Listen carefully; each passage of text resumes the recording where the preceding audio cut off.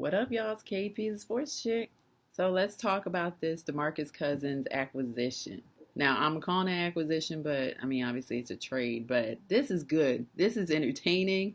This is good. The implications for so many things are interesting, so much so that I took notes. So let's get right to it. Um, First of all, the trade was Demarcus Cousins and Kasipi for Buddy Hield, Tyreek Evans, and Langston Galloway. Okay. And some first and second round picks, which is, that's a lot. How New Orleans pulled this off, I don't know. I don't know if there's some, if Sacramento and New Orleans have some homeboys that are from the same frat or what, but New Orleans definitely went out on that. And it remains to be seen with Sacramento. Okay, so the trade happens.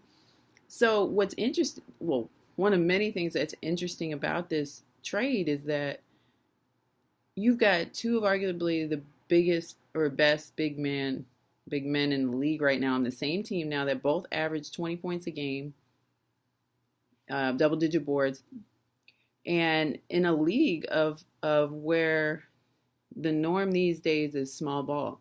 So it's a bold move to get your best two players on a team being big men.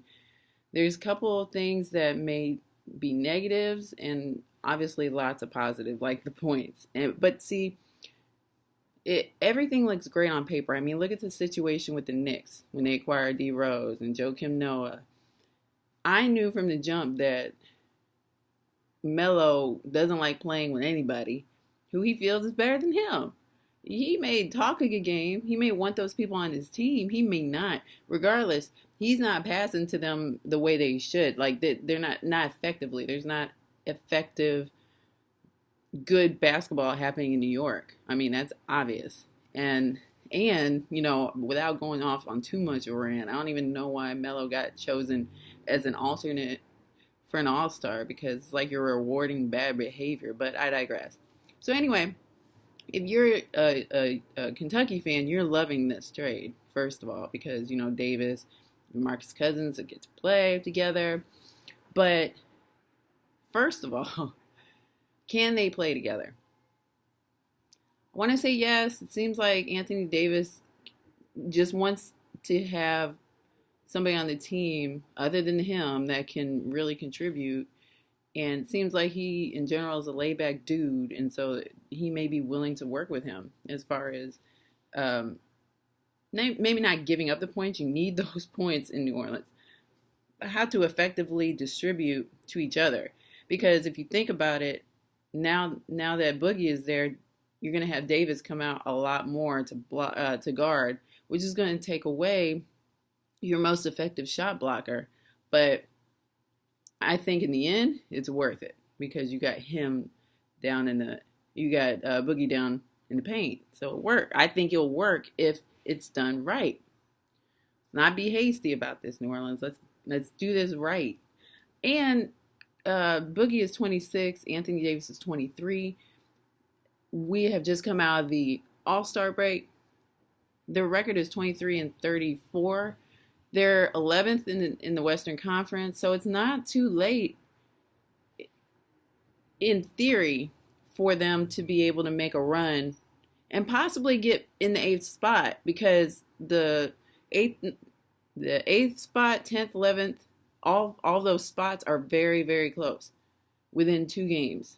So it's very possible that they can make a run, possibly make the playoffs this year. Now, when I first heard the trade, when I first heard about the trade, I thought this was for future implications, meaning next season possibly rebuilding. But there's a very real possibility here that if they get it together, they can make a run to be playing in the playoffs in April. I mean, you never know. I mean, this just changed the whole landscape of the Pelicans. Now, for Sacramento, I don't know why they would give up Demarcus Cousins unless it was just too difficult to work with him. That's the other point that I want to mention, is that you have to think about the fact that he has, and I have the stats right here, he leads the NBA this season having a shot block 89 times, 40 offensive fouls, 12 technicals. So since he first entered the league, he's first in the league in technicals with 105 total, 46 with fouling out of games, and ejections with 12. So think about that. If he has 105 technicals in 5 years and there's 82 games, that's a lot of technicals. Fouling out of games, that's important because how are you going to get those points if you're not in the game? What I really want to do research on is when he gets ejected or when those foul outs happen. Is in third quarter, fourth quarter, because has he already gotten his points in? That's my point by the time he gets ejected, because apparently so if he's averaging 20 points a game. So, and those ejections. So will he get along with all of his teammates? Was it just a situation in Sacramento? Did he not like the front office situation? That's why he was acting like that? Or just misbehaving in general? Or is he just that person? Is he just hard to get along with? That remains to be seen. I'll reference Joakim Noah. In college, he was a beast, but he was also a jerkbag. And you can see it. Now in the NBA, it seems like he's not as much as a jerk as he used to be as far as the trash talking and just emulating that energy. But it seems like that passion is more funneled into his work, into basketball. But I say all that to say, this is an exciting trade if you are New Orleans. I'm excited as a non-fan. Now people are going to start talking about you, watching. I'm very curious to see how this matchup plays out. I'm curious to see how the team comes together around them. And let me know what your comments are. Do you think that this is going to work? Do you think that this could potentially be a long-term situation for New Orleans? Let me know in the comments in YouTube. And of course, you can always find me at kpsportschick.com.